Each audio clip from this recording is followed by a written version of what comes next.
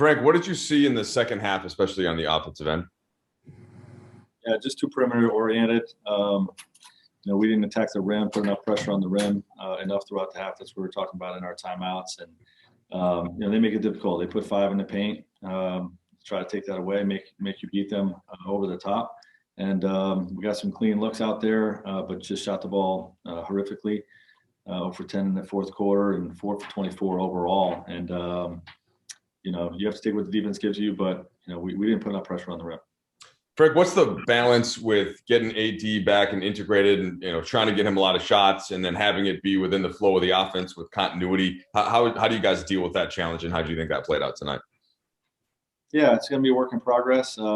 He's playing with a new teammate and, trying to get his legs under him, so it's going to be a little disjointed at times. Hopefully it doesn't cost us, too many games. I think there was some good sequences tonight, but obviously not good enough overall. And you hit on this before the game, but it's that same question with continuity, Frank, versus trying to get guys, just keep them on the court, get some reps before the postseason comes. How do you kind of walk that line now as you move forward for the final 12 games?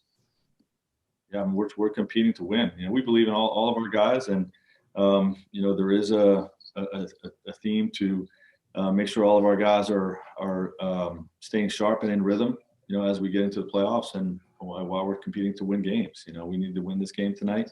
We fell short. Okay, Kyle Goon, please.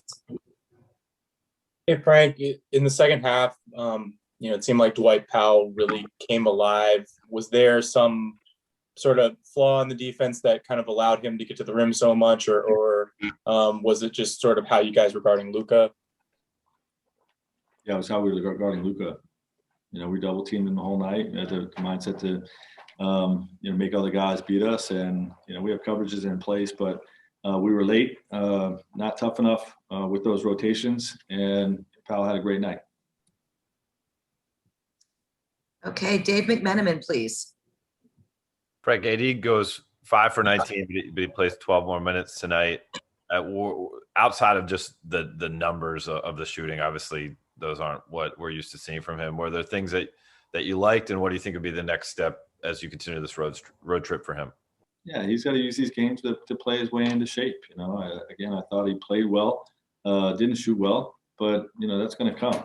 That's to be expected to have a little rust in your first few games back. This is just the situation that we're in right now. Can you expand on the 28 minutes? Could that continue to increase? Saying if he doesn't experience soreness, is that the plan? Yeah, we're hopeful. We'll see how he responds overnight, and the medical team gives me the recommendation. They're counting not just total minutes, but how many stoppages there are while he's in there. So there is some flexibility there, and hopefully that continues to go up. Okay, Bill Orm, please. Hey, Frank. Should Trez's DNP be seen as a sign of things to come or a new reality for him, or was that more matchup specific or something specific to tonight? Keeping all three centers sharp. You got a back-to-back situation with Dallas, and giving each guy a look and see how those guys look in this matchup. But like I said, we believe in all three centers, and we need to keep all three centers sharp. That's all. Okay, Dan Wilkie, please. Frank, was that something where you knew going into the game that this was going to be a night so you could talk to Montrez and did that conversation go over okay? Yeah, he was great. He has the big picture and what we're trying to get accomplished, and he was great with it. He understood. Okay, we'll just do a few more here. Frank, Jovan, please. Hey, Frank.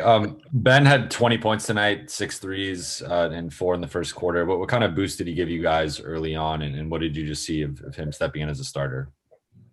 Yeah, I filled in for KCP admirably, competed on both sides of the ball, and when a guy's shooting the ball that well from the perimeter, it should open things up. Didn't enough for us. Obviously, we didn't get to the basket enough in the second half, but definitely Ben gave us a good lift, especially at the start of the game. Okay, Davide, please. Hey, Coach, I'm curious about the Davis-Drummond pairing. Obviously, it's just second game for them together, but what are you seeing from them? Are you satisfied? Yeah, we have great size, and should be able to protect the the paint, have great perimeter versatility defensively. And, when AD gets his legs under him, we think that's going to be a dynamic duo. Okay, and last question, Corey Harrison, please. Hey, Coach. Hi, Corey. So what was the breakdown when the guys would trap Luka, but he picked the team apart with his passing and getting others involved and things like that? What was the breakdown with that? Yeah, we just were late with the rotations. They did some creative things with cutting and spacing. And when we did make the rotation, we didn't make the stop. It's one thing to be there, and you got to make a play when you're there. And as you saw with Powell going 11 for 12, we didn't do a good enough job when we rotated of getting stops in those situations.